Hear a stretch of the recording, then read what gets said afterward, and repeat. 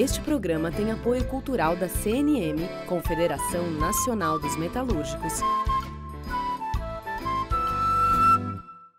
Está começando mais um Entrevistas aqui no Café do Sindicato dos Bancários do Centro de São Paulo. E hoje nós vamos conversar com a deputada federal Jandira Fegali, do PCdoB do Rio de Janeiro.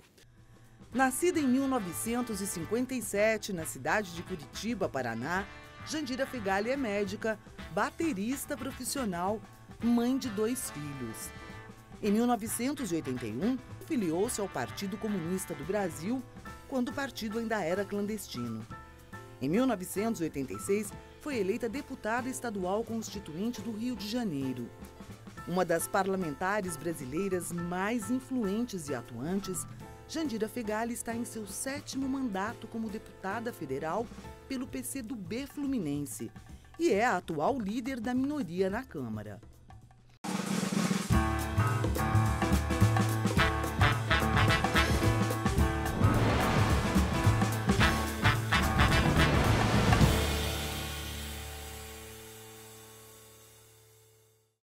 E para fazer esse programa conosco estão também a jornalista Joane Mota e Luiz Cláudio Marcolino, que foi presidente deste Sindicato dos Bancários, ex-deputado estadual pelo PT de São Paulo e, por último, mas não menos importante, um dos fundadores da TVT e da Rádio Brasil Atual.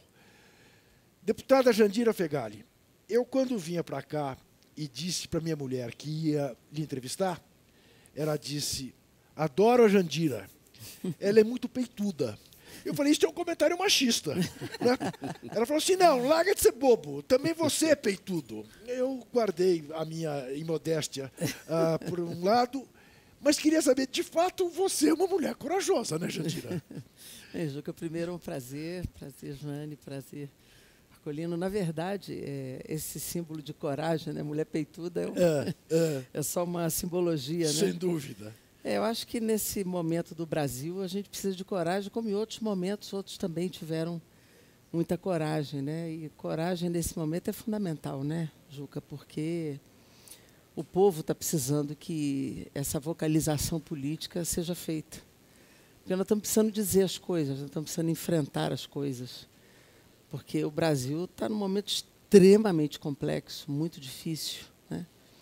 E as coisas são ditas sem nenhum pudor pelo governo, sem nenhum escrúpulo pelo governo, e muitas mentiras são ditas também, né? Muitas inverdades são faladas. E a gente precisa desmentir o governo, precisa dizer verdades, e para isso a gente precisa ter os dados, precisa ter os argumentos, precisa ter muitos afetos também, né? A gente precisa ter sonhos, esperanças, e precisa ter coragem para enfrentar. E isso não é só da Jandira, tem muita gente com muita coragem. Tem muito povo guerreiro na rua também, muito povo guerreiro no Nordeste, muito povo guerreiro no Sul, no Sudeste, em todo lugar. E nós precisamos, como numa democracia representativa, a gente precisa representar o que o povo tem na rua. Mas, Jandira, não te parece, às vezes, não vou te perguntar nenhuma novidade, porque é um tema que está aí, posto pelas pessoas, que parece uma tática deliberada dessas mentiras, desses absurdos, dessas coisas que o nosso ministro da Educação chamariam de kafkanianas e não kafkanianas, e que a gente acaba se perdendo tentando mostrar os absurdos que o presidente e sua equipe cometem diariamente, como se a distrair a atenção da gente para as questões essenciais, porque daí, de repente, a reforma da Previdência passa com um placar assim, escandaloso como passou.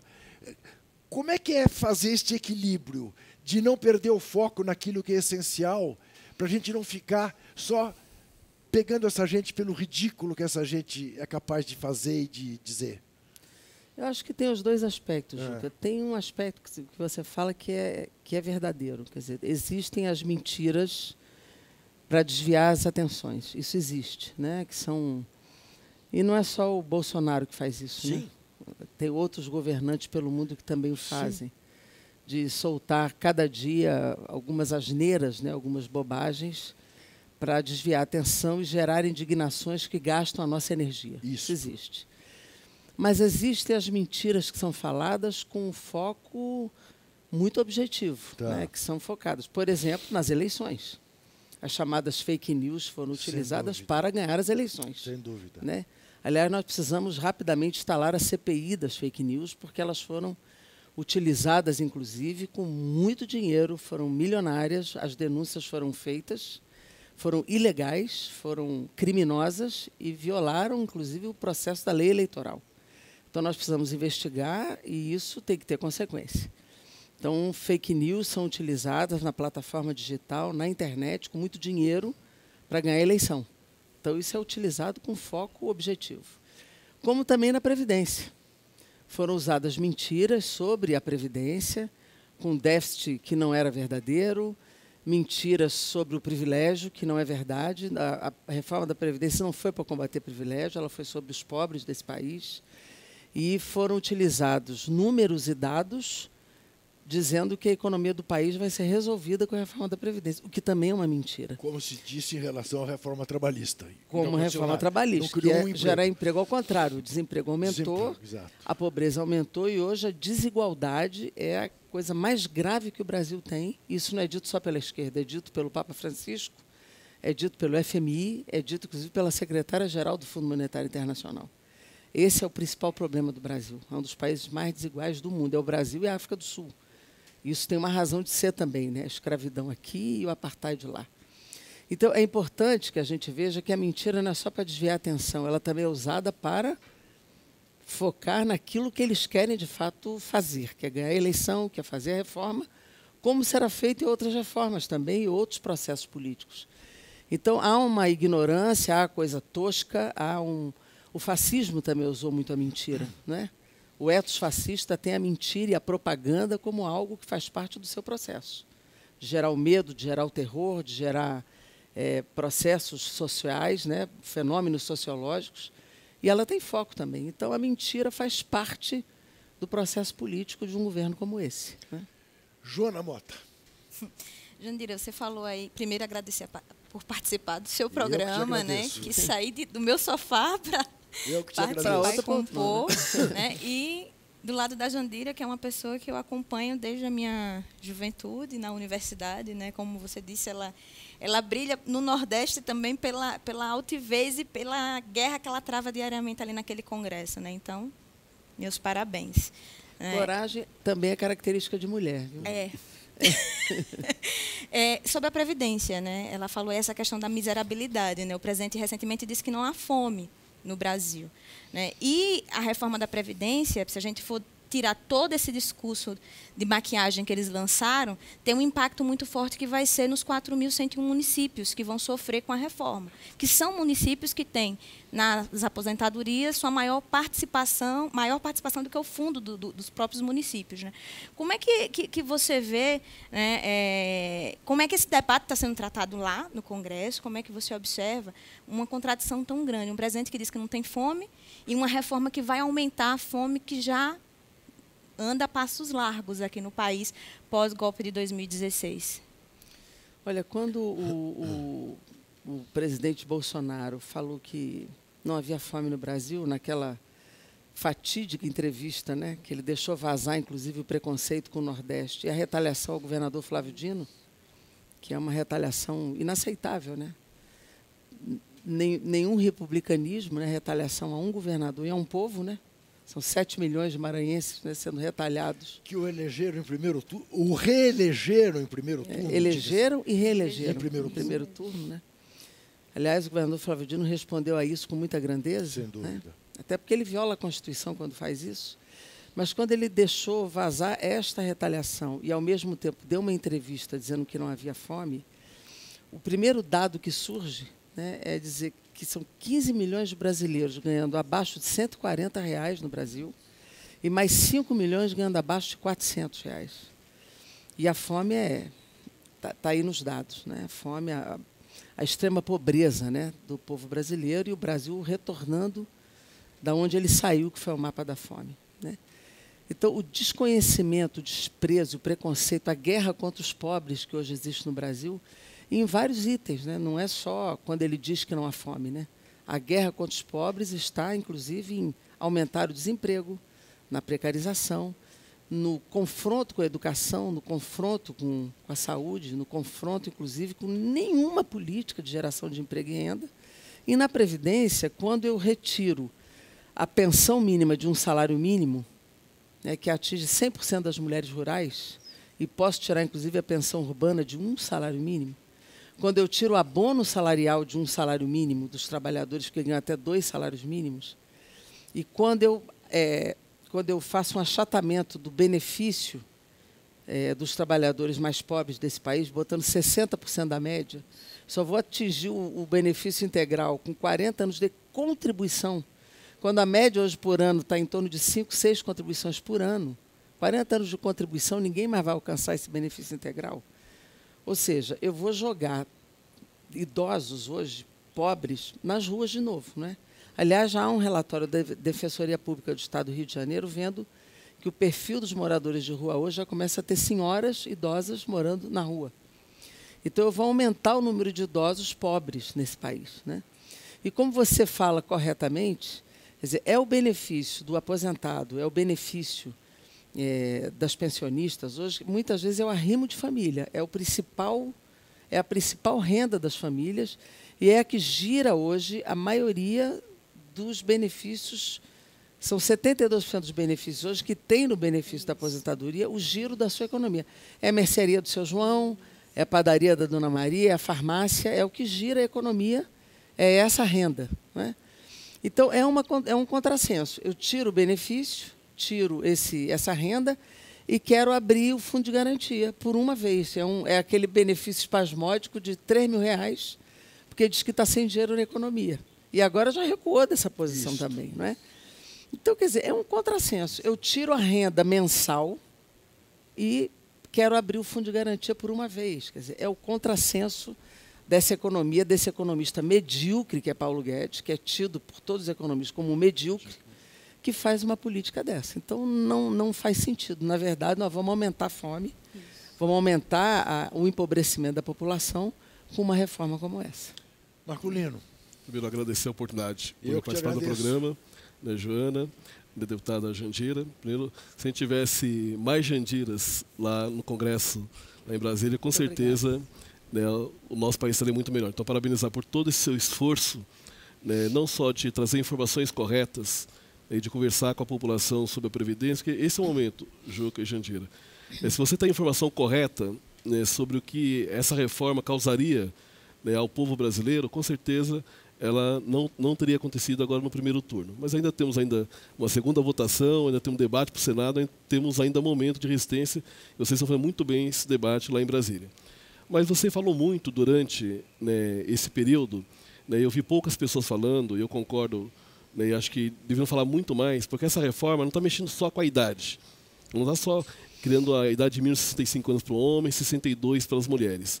Ela está mexendo na estrutura que a gente chama da Seguridade Social. Nós temos o artigo 194, né, e o artigo 195, você cria a Seguridade Social na Constituição de 88, né, e você cria também, né, o recurso do COFINS, do PIS/PASEP, né, o próprio pagamento, né, dos trabalhadores, dos empresários, né, para o financiamento da Previdência Social, da Seguridade Social. E que eu percebi, tenho visto, que está desmontando a Seguridade Social, que hoje nós temos direito ao seguro-desemprego, a licença maternidade, né, a pensão, né, por morte, o próprio LOAS, né, nós temos hoje direito a acidente de trabalho, ao auxílio-doença, tudo isso faz parte, a saúde, da Seguridade Social. Né, e eu percebi, os debates que vem fazendo, que o governo está desmontando justamente com a parte da Seguridade Social e pouco se fala. Né, e acho que essa é uma mexida muito grande que está sendo feita agora nessa reforma e está sendo pouco perceptível pela população. Né, a gente perde com a idade, mas estamos perdendo toda a proteção social, né, que nós demoramos muito tempo para ter, conquistamos a Constituição de 88 e está sendo perdido agora. Eu queria que você falasse um pouco mais sobre esse artigo 194, 195, como é que vai ficar, né, com essa questão da reforma? Em que medida existe alguma esperança, como disse o Marculino, de no segundo turno na Câmara dos Deputados e depois no Senado, se não mudar como deveria dramaticamente, mas pelo menos atenuar essas perdas de direito a que ele se refere. Então, vamos lá. Margarida, você tocou num ponto que, de fato, apesar da gente ter debatido muito, Juca, o debate acabou não se concentrando muito nisso, porque eram muitas coisas, muitos pontos. Sim, né? sim. E, de fato, quer dizer, lá a liderança da minoria é a liderança da oposição, né? Sim. Que eu tenho a responsabilidade de organizar. São duas vozes na oposição e a gente... duas lideranças, né, na oposição, como tem duas lideranças no campo do governo. E a gente lá tentou, quer dizer, qual foi o nosso esforço? Primeiro, unificar as vozes da oposição. E isso a gente conquistou. As lideranças da oposição trabalharam unidas na estratégia, nós distribuímos os destaques de forma estratégica, a gente trabalhou unificadamente, mesmo tendo dissidências em algumas bancadas, né, de votos, mas nós trabalhamos unificadamente, reforçamos, fizemos uma estratégia de comunicação, uma campanha publicitária, ou seja, a gente fez um trabalho muito bonito, na minha opinião, ali naquele trabalho. E nós reduzimos danos nesse primeiro turno. O mais importante deles, eu acho, foi ter arrancado o coração da reforma, que foi o que o Paulo Guedes queria, que era fazer a capitalização nesse momento. Sim. O que seria isso? Seria substituir o atual modelo de seguridade por um modelo alternativo. Porque a Seguridade Social foi uma brutal conquista da democratização brasileira, né? O texto constitucional foi uma construção de anos, de décadas, que foi impresso na Constituição na luta contra a ditadura, inclusive, que foi fazer com que a gente entrelaçasse saúde, assistência e previdência num único sistema de proteção que o Estado brasileiro garante, mas a responsabilidade dos constituintes foi fazer uma pluralidade de recursos, de fontes, né? Trabalhador, empregador, fazer com que o capital fosse taxado. É um exemplo no mundo. Nós taxamos o capital no Brasil, que é o faturamento e o lucro das empresas, que é a contribuição sobre o lucro e sobre o faturamento, né? E ainda concurso de prognóstico, loteria, uma série de fontes que garante esse sistema de seguridade e que tem uma contabilidade única. Por isso esse modelo é sustentável. Ele foi superavitário até 2015. Por isso que ali incidia desvinculação de recursos da União, tirava dali 20% para o caixa único do governo. Onde é que você vai tirar isso do déficit? Só tira onde é superávit, né? Então, se era deficitário, mentira. Mentira, sempre foi superavitário, né? Por que é que ele começou a ter algum déficit de 2016 para cá? Porque a economia parou. Sem dúvida. Se você fecha empresa, se você desemprega, é óbvio que você para de ter fluxo de entrada. Isso não é um problema do modelo, é um problema da economia, não é? Então, esse modelo sempre foi superavitário. O que eles queriam fazer? Substituir tudo isso e dizer assim para o cidadão: agora você vai sozinho para o banco fazer a sua poupança individual. Se você ficar desempregado, se você ficar sozinho, problema seu. Foi o que fizeram no Chile. Isso que o Paulo Guedes queria fazer. E isso nós não deixamos acontecer. O governo nunca conseguiu dizer qual seria o custo dessa transição, ele não conseguiu nem convencer a base do governo. Então, esse nós conseguimos tirar com resistência na rua e com o trabalho da oposição. Até parte do centro não aceitou. Então, essa foi a nossa grande vitória, não deixar substituir completamente e deixar a mulher e o homem sozinhos irem ao banco fazer a sua poupança. Essa foi a grande vitória disso. E conseguimos reduzir outros danos, né? O tempo de contribuição mínima, que hoje de 15 anos, ficou para mulher e homem. Foi o destaque feito e conseguiu a bancada feminina também. Transição dos professores, transição dos policiais, não deixar de capitalizar o BNDES, né? Os rurais, que não conseguiu trolhar completamente, o BPC, que também não perdeu o salário mínimo. Foram redução de danos que a gente fez. Mas a contabilidade da Seguridade eles dividiram, não ficou agora uma contabilidade única. Isso eles vão fazer com que diga, está vendo, agora é deficitário, porque ficou agora só a folha de salário para dizer qual é o recurso da Previdência. Isso vai justificar um déficit lá no futuro. E isso vai ser um problema para nós. Quando você estava lá, no debate da reforma, você tem o recurso da saúde, o recurso da Previdência e o acordo da assistência social. Agora ficou dividido. Na capitalização, hoje você contribui, ou o empresário contribui, ou vem parte do imposto, vinha para a secundária única. Para tudo, então. Agora eles separaram. Mas isso o próprio Guedes falava antes, assim, ó, mesmo se não aprovar a reforma da Previdência, eu quero fazer a separação das contas essa do separação 194, ficou, que essa era a proposta dele. É um prejuízo enorme. Exatamente. Agora, então, no próximo bloco, que eu vou ter que fazer um intervalo, eu vou querer que você continue Tá. até para nos dar algum alento sobre até que ponto ainda é possível reduzir mais os danos. Tá certo. É disso que se trata. Nós já voltaremos.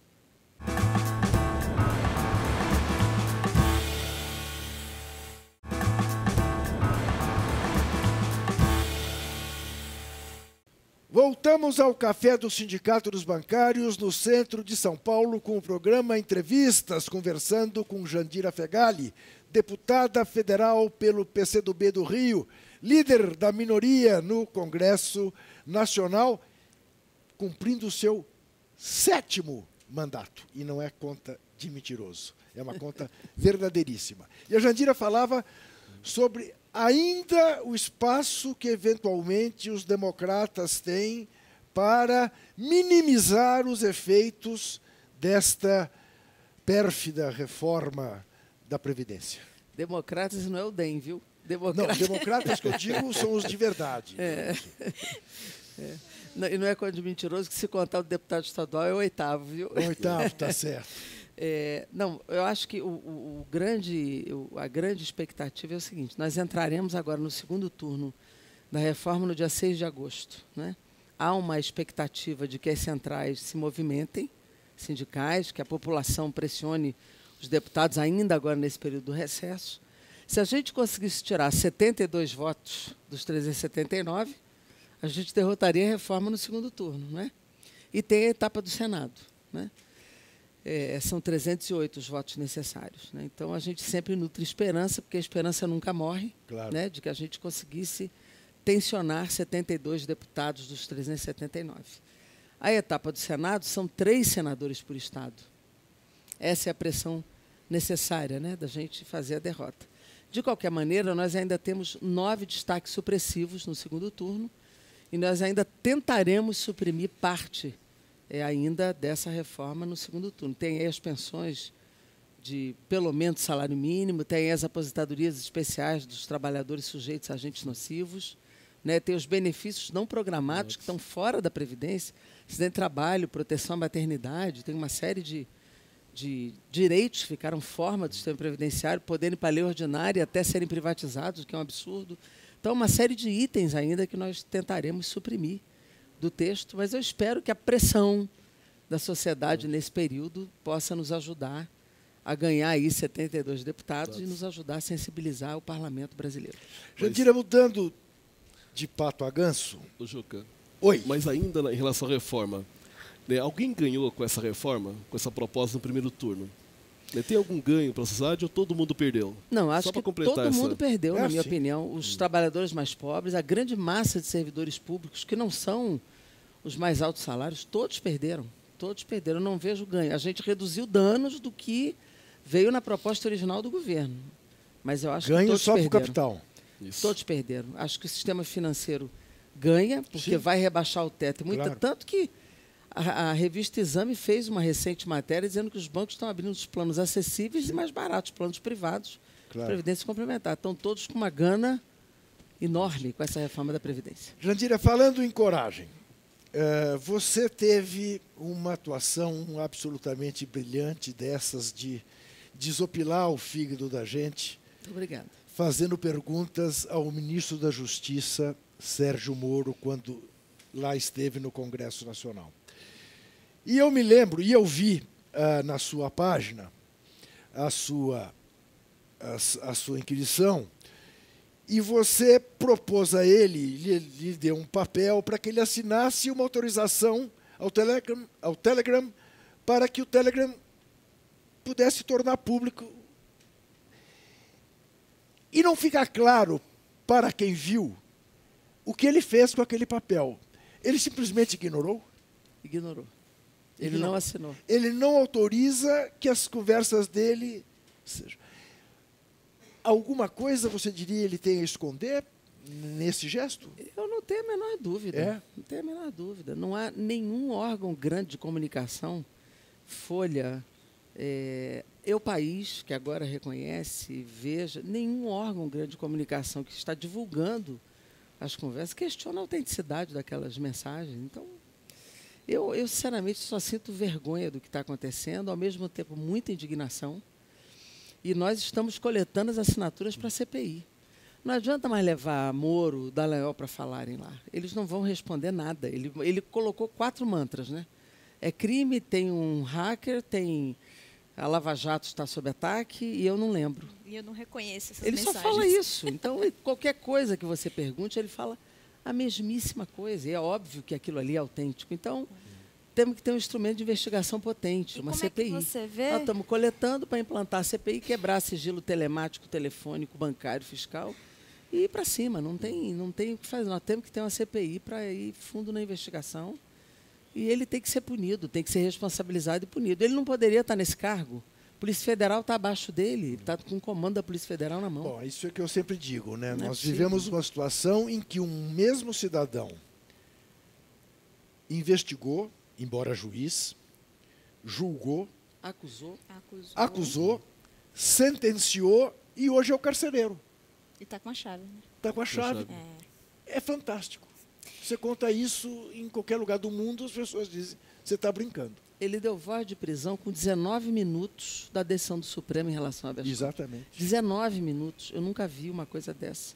Em relação ao Lula. Isso. Mas essa não é uma questão só do ex-presidente Lula. Claro que Esse é um não. problema da democracia brasileira. Sim, Era cidadania, exatamente isso que eu queria que Qualquer você cidadão avaliasse. comum, diante do sistema de justiça, vai olhar assim, eu estou diante de um juiz que está com a acusação ou eu vou ter direito de defesa? Essa é a dúvida que fica para qualquer cidadão brasileiro. São esses 2 aspectos aí, né? A democracia e a liberdade de imprensa e de expressão, né? Que são, a gente falou aí da ditadura, da luta contra a ditadura para conquistar a seguridade, e a democracia e as liberdades também foram lutas, né? Históricas e que o PCdoB participou, que o Partido dos Trabalhadores também participou. Então, assim, como é que você vê a ameaça? Né? Porque não é só a agressão ao Glenn, por exemplo, né? É a agressão ao que simboliza, né, um vazamento que tem paralelo com outros na história do jornalismo mundial, né? De escândalos, né, e de coisas que são realizadas no submundo que colocam em xeque uma democracia como a do Brasil e como já colocou em xeque outras democracias e que colocam em xeque o direito de se publicar. Né, de dizer, não, fulano de tal jornalista pode publicar, o Olavo de Carvalho pode falar, mas o Glenn não. Né? O embate nas redes sociais também está muito ferrenho. Né? E no Congresso, que a gente assistiu naquelas comissões, foi inacreditável. O despreparo do PSL na comissão foi vergonhoso. Acho que a gente passa uma vergonha, não é nem diária, antes eu dizia que era diária, a gente passa a vergonha a cada hora, quando ou o partido do presidente Jair Bolsonaro, ou o próprio Bolsonaro, abre a boca para poder falar sobre qualquer coisa que tenha relação ao nosso país. Né? Como é que você percebe, tendo a sua trajetória, né, e tendo percebido que o Brasil teve momentos de crescimento, né, de esperança, né, de que a gente podia ser, sim, uma outra nação e ter uma sociedade diferente dessa que a gente está vendo se instituir aí hoje, né? Nós estamos vivendo nesse período com essas divulgações, que eu não chamo de vazamento, eu chamo de divulgação. Sem né? dúvida. De divulgação, a gente sente assim, uma profunda vergonha no mundo, né? A gente está vivendo um desgaste internacional absurdo, né? Nós estamos em páginas internacionais de um vexame brutal, né? Um vexame brutal. E depois, quer dizer, nós temos aí vários aspectos. O primeiro deles é a mancha, né? A mancha para o sistema de justiça brasileiro, porque o Moro não representa todos os juízes, né? Então, nós precisamos salvar que, como se diz assim, há juízes em Berlim, né? Nem todos os juízes são representados por esse comportamento, como nem todo o Ministério Público é representado por esse comportamento do Deltan Dallagnol e sua turma, né?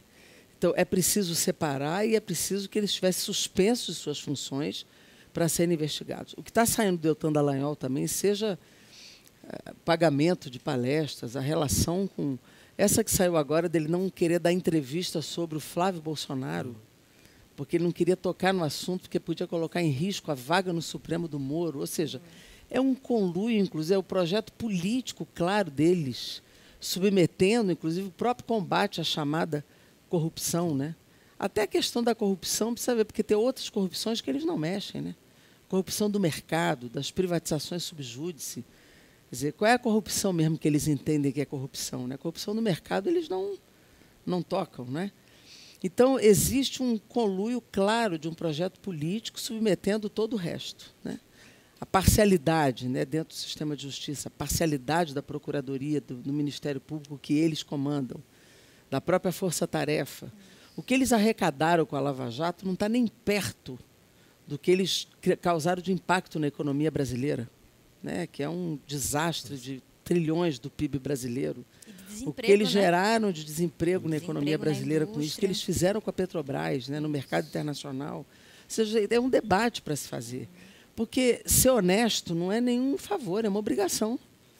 Dinheiro público tem que se lidar de forma lícita, ponto. Isso não se discute. Quem tocou na mão do dinheiro público de forma ilícita tem que ser apurado e punido. Isso não se discute, isso é uma obrigação. Ninguém está discutindo isso. O que está se discutindo aqui é a conduta parcial de um juiz que construiu a acusação, construiu a investigação e condenou sem provas. Ponto. Isso vale para o ex-presidente Lula, que foi abduzido de um processo eleitoral de forma planejada. Ponto. Isso aí é algo que violou a soberania do voto popular e ele aceitou ser ministro do adversário do Lula. Então, isso é uma coisa vergonhosa e Lula está preso até hoje. E ele cometeu um crime, ele se corrompeu em nome do combate à corrupção. Essa discussão não pode passar em branco. Isso tem que ser mexido, isso tem que ser investigado. Neste particular, há quem hoje já acuse o presidente Bolsonaro. Eu te confesso que eu tenho dificuldade de chamá-lo de presidente, mas também. Escapou. Eu também, mas foi eleito, né? Foi eleito, é indiscutível que ele foi eleito. De crimes de responsabilidade. Você identifica já crimes de responsabilidade no Bolsonaro? Não saiu. Dessa vez não saiu, você não conseguiu. Olha, eu acho que a CPI da fake news poderia falar isso antes do mandato dele, né? Pela eleição. Né? Porque aí eu acho que houve crime eleitoral. Aí nós poderíamos identificar. Crime de responsabilidade tem outros, né? Tem outros. Sim. O fato de ter chamado o Moro para ser ministro, acho que não. Mas, o fato dele ter demonstrado claramente os preconceitos dele em relação aí sim. ao Flávio Dino. Não é porque a gente estava falando do Moro. Né? Sim, aos paraíbas. Aí sim, aí tem. Artigo 17, artigo 39 da Constituição, aí tem vários. E tem outros. Mas mesmo em Nós relação... já poderíamos ter identificado outros. Não, eu acho que você, então, eu te confundi, porque eu mudei de Moro para Bolsonaro. Quer dizer... Eu acho que ele tem. Se a CPI da fake news for instalada, pode ter aí um crime eleitoral. Sim. Pode. Ok. Eu acho que tem, mas tem que ser provado. Tá, claro. Em relação a essa retaliação específica, pode ter sim. Objetivamente. Mas ainda voltando ao Moro, acho que os deputados, os senadores chamaram tanto o Dallagnol como o Moro para dar os esclarecimentos lá na Câmara e no Senado. Sim. Mas o papel do Judiciário... fugiu, não foi. Não foi. Mas o papel do Judiciário, nós estamos falando assim, eles estão rasgando a Constituição, né, quando se pensa no processo normal. Código de processo penal, Código de processo civil, estão passando por cima de Código tudo. da Magistratura e a Constituição. Mas e o papel do Poder Judiciário nessa situação? Não deveria ser mais incisivo e acabar com essa brincadeira? Conselho Nacional de Justiça, Conselho do Ministério Público, Supremo Tribunal Federal, tem uma série de possibilidades aí. Né? E nada disso está se movimentando, né? Ainda não, infelizmente. Então, aí vem o presidente do STF, Dias Toffoli, e interrompe uma investigação. A questão delicada, né, Jandira?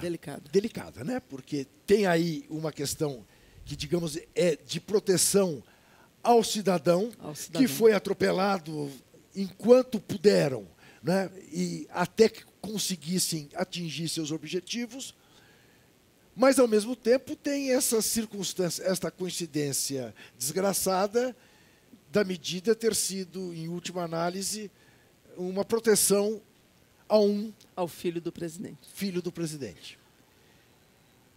Como desenrolar este nó? Eu acho que a questão está na seletividade, né? Tá. Porque, de fato, se você raciocina em tese, a questão da autorização judicial para dados mais detalhados do COAF, Aham. em tese é o que você diz, é a Sim. proteção ao cidadão. Sim. Né? O problema é que não pode se paralisar num caso e não paralisar no outro. Né? Sim. O problema é da seletividade da decisão. É o mesmo problema do habeas corpus do Lula. Eu espero, sinceramente, que o Supremo, Posso. na segunda turma, quando for analisar o habeas corpus do ex-presidente Lula, tenha um raciocínio que também não seja seletivo. Né? Tá. Porque, neste caso, também, ao aplicar, olhando para tudo que aconteceu até aqui, também liberte o ex-presidente Lula. Tá. Não pode ser seletivo aí também. Tem que aplicar a norma constitucional concreta, principalmente depois de toda essa divulgação. Então, Não Jandira, pode ser seletivo então, Jandira, também. os Esse é o problema. Um dos filhos, a essa altura não sei se o 01, o 02, o 03 ou o 04, que acaba de ser apresentado à sociedade brasileira, disse que a libertação do Lula causaria uma comoção nacional. Eu até acho que ele está certo. Seria uma comoção no sentido de o país festejar que, enfim, se fizesse justiça. Mas não foi Festejar a democracia brasileira. Exatamente, né? não foi nesse sentido que ele tratou o tema. Você acha que haveria, assim, um perigo de guerra civil caso o Lula venha a ser libertado? De jeito nenhum. Não vejo isso. Aham. De jeito nenhum. Eu acho que a democracia brasileira está em risco Agora. do jeito que está agora. Porque Agora. isso, a democracia brasileira está maculada. Maculada pela divulgação do Moro, já tem uma mácula absurda, maculada por uma prisão sem provas, maculada pelas ações do governo federal de violar a Constituição todos os dias, maculada pelas restrições de participação da sociedade civil permanentemente, em todos os mecanismos de participação direta que foram construídos, maculada pela flexibilização do porte de arma, maculado por todas as ações que o governo vem fazendo, tudo. Eu digo maculada. Maculada pela Jandira. retaliação ao Nordeste, maculada pela fome. Olha, desigualdade é que macula a democracia. O risco de comoção está em aumento da desigualdade social, falta de emprego. Isso é que está maculando. A comoção daqui a pouco vai ter por causa dessas coisas. Acho que maculada e também assim, um pouco atordoada. Né? As últimas pesquisas de opinião trazem dados para a gente que a gente fica assim, como assim? Tem 19% da população que não consegue nem citar nada e com certeza esses 19% provavelmente tenham votado nesse governo. 38% já apontam e não tem nada de bom nesse governo. Né?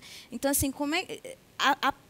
As pesquisas de opinião deixam claro que a população brasileira, nem ela, boa parte dela não está acreditando no que está vendo. Você falou aí da questão da fome. O que é que isso impacta na sociedade? O avanço da violência. Então, assim, a gente está vendo... Explosão social nós estamos tendo aí. A violência e criminalidade, né? Porque as pessoas entram num estado de barbárie. Eu preciso sobreviver. Eu preciso comer. Como é que eu vou fazer? Eu fui em Palheireiros ontem. Entrei na comunidade, a gente foi fazer uma ação, um debate lá, sobre violência contra a mulher. E sobre emprego para a mulher e a juventude, que estão sendo mais impactados com desemprego. O que é que eu ouvi de 53 mulheres que estavam lá? Como é que eu vou falar em violência? Eu sofro violência, mas como é que eu vou falar em violência se está faltando a comida na mesa? Como é que eu vou falar em violência se o cara que eu acreditei, que eu coloquei lá, ainda não me deu resposta se eu vou trabalhar ou não? E a gente sabe de quem ela estava falando. Não foi só do... Então, Joana, Jandira, Marculino, o que levou, não a que tão rapidamente as pessoas se manifestassem desta maneira, mas o que levou, na sua avaliação, com toda a experiência parlamentar que você tem e de vivência no Brasil, a que 8 meses atrás, 9 meses atrás, essas pessoas votassem nisso que era tão óbvio que iria acontecer. A que você atribui este engodo eleitoral que se deu em torno dessa figura maléfica? Eu não acho que era tão óbvio, né? Você não acha? Não. Jandira, eu sempre disse o seguinte, povão eu não não era quero tão que ele óbvio. se eleja porque eu acredito nele. Ele fará exatamente isso que ele está dizendo que fará. O discurso dele era muito claro de que ele é um atraso, ele é um obscurantismo. Eu acho, na verdade, eu acho assim, Juca, na verdade, as pessoas não votaram a favor, votaram contra. Né? Eu acho que a grande mídia no Brasil presta um desserviço assim, absurdo, né? Fizeram toda vez que você tem um governo popular e progressista, a bandeira da corrupção entra e entra com força, né? A classe média se deixa levar por ela, parte da classe média se deixa levar por ela. E tem uma parcela conservadora da sociedade, os integralistas no período teve isso, né? No período do Getúlio teve isso, no período do golpe militar teve isso, na década de 60, e agora também. Quer dizer, há uma parcela conservadora da sociedade que se deixa levar por um discurso anticorrupção, que é uma coisa absurdamente utilizada, né? Então, o discurso da corrupção. Então, entra o discurso do antissistema, da antipolítica. Há uma despolitização também nesse processo, né? E o Bolsonaro encarnou essa coisa da anticorrupção e do antissistema como se ele não fosse da política, né? E ainda entrou um discurso, ainda entrou um sentimento de que ele ia acabar com a violência no Brasil. Isso mesmo. Ele encarnou tudo isso, né? A grande mídia comprou esse discurso com muita força, né? E ele usou um esquema de comunicação que não foi um esquema de comunicação. Entrou um esquema pesado, que é o chamado, vamos dizer, aspas, Big Data, né? Vamos dizer assim, que foi um esquemaço milionário também. Agora, teve os nossos erros também. Teve um distanciamento, teve dificuldade também no nosso campo de chegar, né? Mesmo assim, nós chegamos no segundo turno, tivemos 47 milhões de votos, mas não conseguimos ultrapassar. Agora, onde é que também foi a vitória? Foi o não discurso. Bolsonaro foi aqui debate. Sim, não foi. Isso. Foi aqui lugar. Propôs o quê? Que projeto de Brasil? Nada, né? Ele não disse nada. Porque a esperança era que ele falasse e a gente Na verdade, se ele falasse trabalhar a mais, partir talvez ele disso. perdesse menos. Por exemplo, quando ele fez aquele discurso para Paulista, muita gente veio para cá. Se ele falasse mais, talvez ele tivesse perdido mais. Porque quanto mais ele falava, mais medo ele gerava, né? Porque foi um discurso muito assustador, né? Mas ele Por não incrível falar que também pareça. foi uma estratégia. Então, mas ele não. Então, ele Ele não não. A falar foi uma facada, estratégia. aquela facada, né? Bendita facada. pra Aquela ele. facada gerou assim um sentimento pró-Bolsonaro ali, porque ele gerou uma comunicação em torno de que nós éramos os terroristas, né? E colocou ele em silêncio. O silêncio foi uma estratégia também. Então ninguém perde ou ganha por um único fator. Teve muitos fatores. Eu diria que no sanatório geral, o maluco que deu a facada favoreceu que a maluquice se instalasse. Ele ganhou em cima Né? de erros nossos também, Isso. mas assim, eu acho que teve múltiplos fatores ali, né? As nossas, como dizia o Flávio Dino, as nossas hashtags, nenhuma ganhou, né? É isso. Não vai ter golpe, fora Temer, Temer ficou, não vai ter golpe, teve, ele não ficou, ele sim. Mas eu acho que o nível de fake news e de mentiras, disseram que o Brasil é o país onde as fake news têm mais credibilidade, onde mais acreditam em fake news.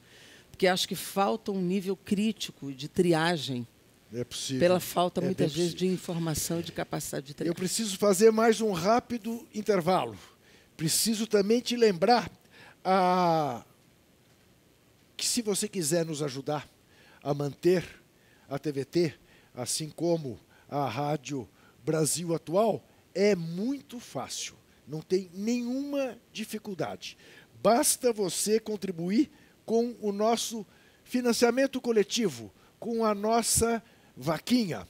Acesse catarse.me/TVT e faça uma assinatura. A gente já volta.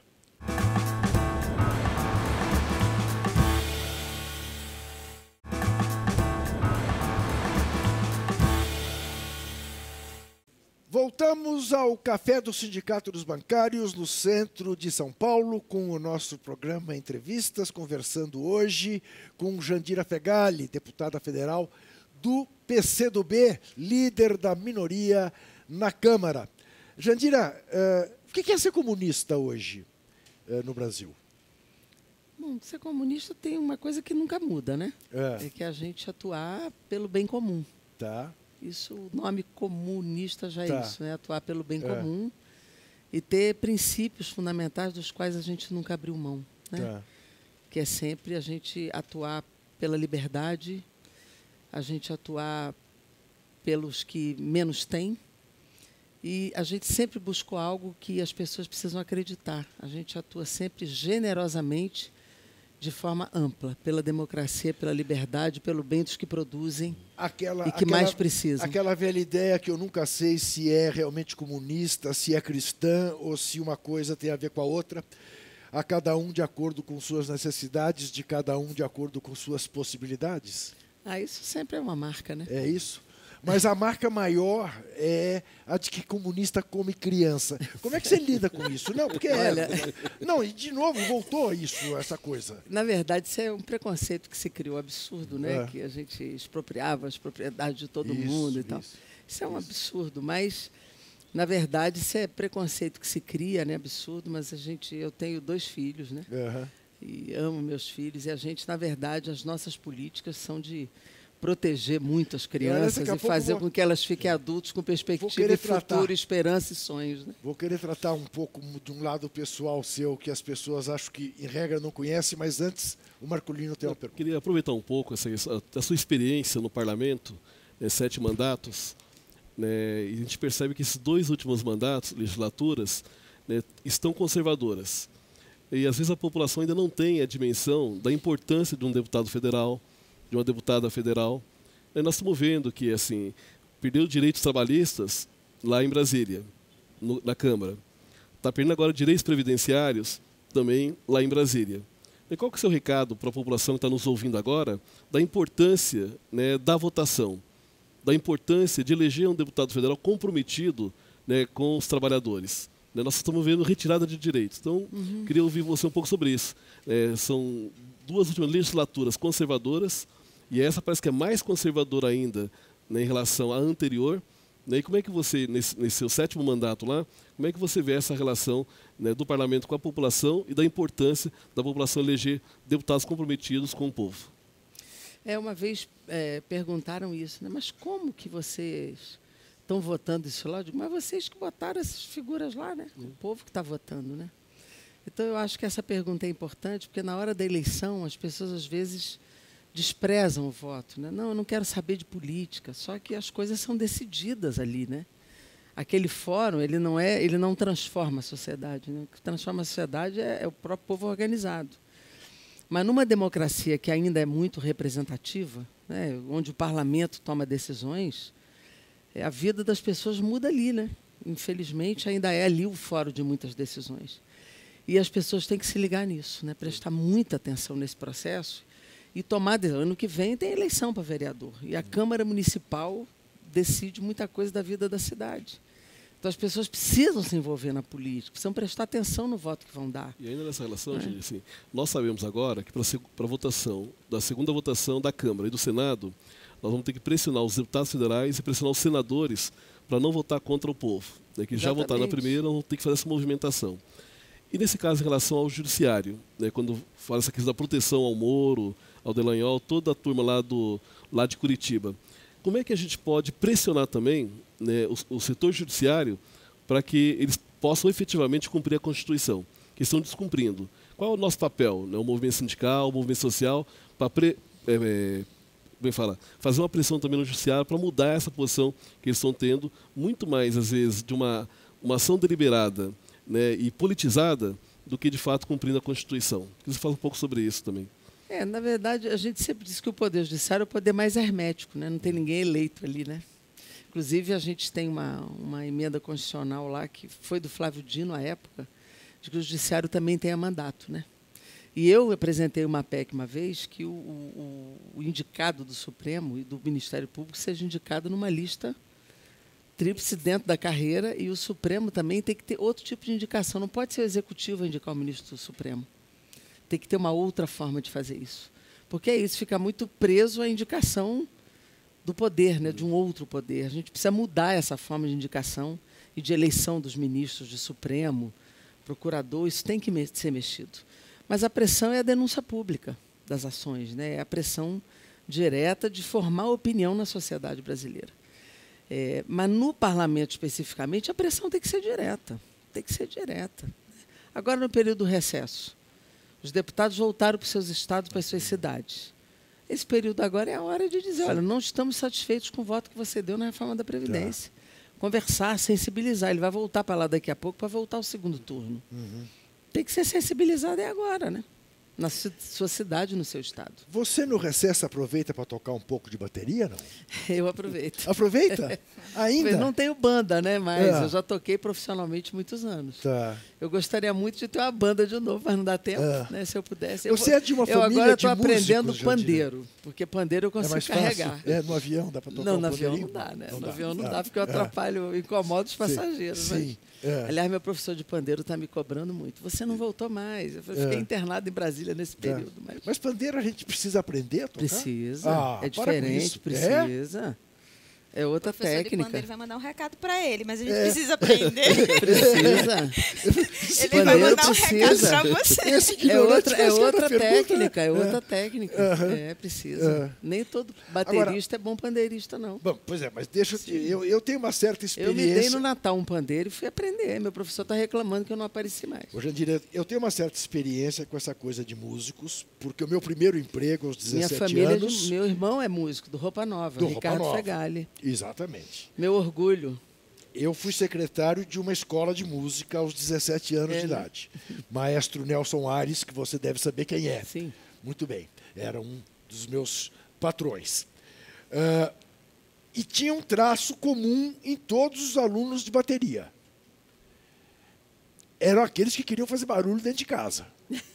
Eu não. Não? Eu era calminha. É? Era calma, era calma. Não acredita, é mesmo? Era calma, estudava muito, tirava nota boa na escola. Eu era assim, É. bem... Passei para a universidade com 16 anos, para medicina, era bem assim, focadinha. Pois é, mas aí você vai Disciplinado. fazer medicina, você acaba entrando na vida política, propriamente dito. Uma coisa que as pessoas não sei se sabem, explique você. Você tem a aprovação de uma lei essencial para as mulheres que, por razão de câncer de mama. tiveram que tirar o seio. Sim. O que foi exatamente que você fez? Obrigando os planos de saúde a fazerem a prótese de mama no caso da mastectomia. E isto Imediato. hoje é uma coisa líquida e certa. Líquido e certo, já beneficiou muitas mulheres no Brasil inteiro. Fala-se Como fui relatora da Lei Maria da Penha também. Muita gente não sabe que o texto que está em vigor fui eu que assinei, da Lei Maria da Penha, da Lei da Violência Doméstica. Sim. Da lei original. A lei original veio do Executivo, veio. depois de muitas mãos, Aham. mas o texto final fui eu que Tá. assinei, depois de rodar o Brasil inteiro, Tá. para fazer a Lei Maria da Penha. Agora, de toda maneira, a sua prática dentro do parlamento, não estivéssemos vivendo esses tempos horrorosos que estamos vivendo, ela sempre teve muito esse olhar, né, para a mulher e para a saúde da mulher. Saúde, mulher, a questão econômica também, porque o Rio de Janeiro tem muita estatal, muita, né? Cultura. Mas também a cultura. Eu fui primeira presidente da Comissão de Cultura da Câmara, Aham. né? E também, quer dizer, a questão da seguridade, né? Previdência também sempre foi uma prática. Nós deveremos te ver candidata a prefeita do Rio ano que vem, não? Eu já fui candidata a prefeita, Eu sei. né? Eu acho que as eleições de 2020 vão exigir de nós, muita sapiência, né? Porque mesmo que agora não tendo coligação, todos os partidos inicialmente terão suas candidaturas, né? Sim. Para montar suas chapas e tal. Mas a gente deve fazer um esforço de buscar unificar, buscar a unidade das forças progressistas, né? Eu acho que a gente Jandira, deve tentar, pelo menos nas capitais, É. unificar ao máximo. Você Eu acho que vê a gente deve alguma tentar chance no Brasil da gente reproduzir aqui, volto a dizer, neste momento traumático que vivemos, alguma coisa como a Frente Ampla do Uruguai? isso. Eu acho que isso seria o ideal, inclusive no plano nacional. Aham. Inclusive no plano nacional. Porque essa direita, ultradireita que está hoje no poder, né? Ela força a gente a fazer primeiro a defesa da democracia brasileira. A democracia brasileira está em risco, já está maculada e está em grande risco no Brasil. Então, a questão democrática hoje precisa muito dessa aliança mais ampla, não só da esquerda, mas para além da esquerda.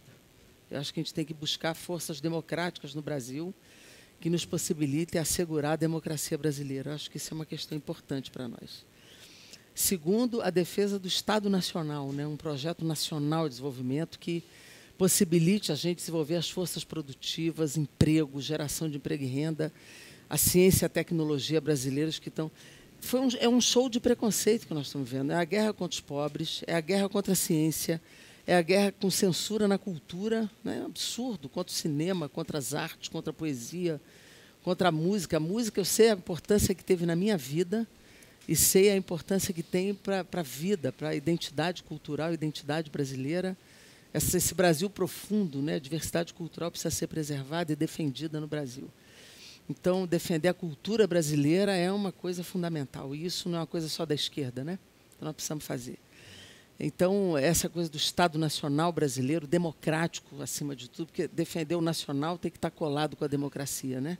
Nós não podemos fazer apenas a defesa nacional. E essa questão dos direitos sociais. Então, isso, nós precisamos defender tudo isso. E isso precisa ter frentes amplas, que não pode ser só da esquerda para além de nós. Então, nós não podemos raciocinar hoje de uma forma estreita, sectária. Nós precisamos ter essa visão que começa em 2020, na minha opinião. Começa em 2020 e nós precisamos raciocinar isso principalmente nas capitais. E isso tem que extrapolar para 2022. E esse esforço precisa ser a partir de agora, né? É claro que é legítimo que, para construir as chapas, nós precisamos ter... Cada partido vai olhar para uma candidatura própria, mas essa construção precisa começar em 2020, eu acho. Deputada Jandira Fegali, melhor fecho de ouro para essa nossa entrevista, impossível. Queria agradecer, Joana Marcolino, muitíssimo obrigado pela companhia, pelas perguntas. Te agradecer muitíssimo de ter deixado o Rio de Janeiro para vir conversar conosco. Eu que agradeço, Juca. Esse tipo de espaço ele é fundamental, porque nós não temos liberdade, né? Pluralidade na mídia brasileira. É esse então, tipo de parlamentar como você, Jandira. Obrigada. E ela tem projeto para isso aí também, viu? Eu sei. Para garantir a pluralidade na comunicação no Brasil. Eu sei. Essa é uma bela discussão. Poderemos voltar a nunca tê-la. Abandonei essa pauta e continuo nela. Quero agradecer a você e lembrar que tem entrevistas toda quinta-feira às 10 da noite aqui na TVT.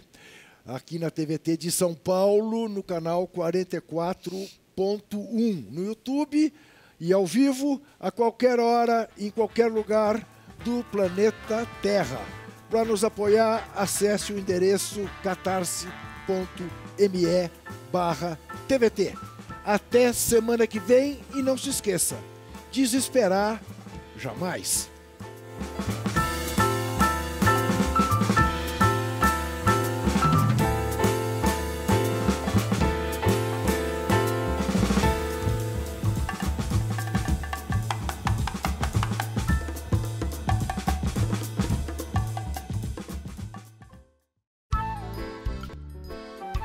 Este programa tem apoio cultural da CNM, Confederação Nacional dos Metalúrgicos,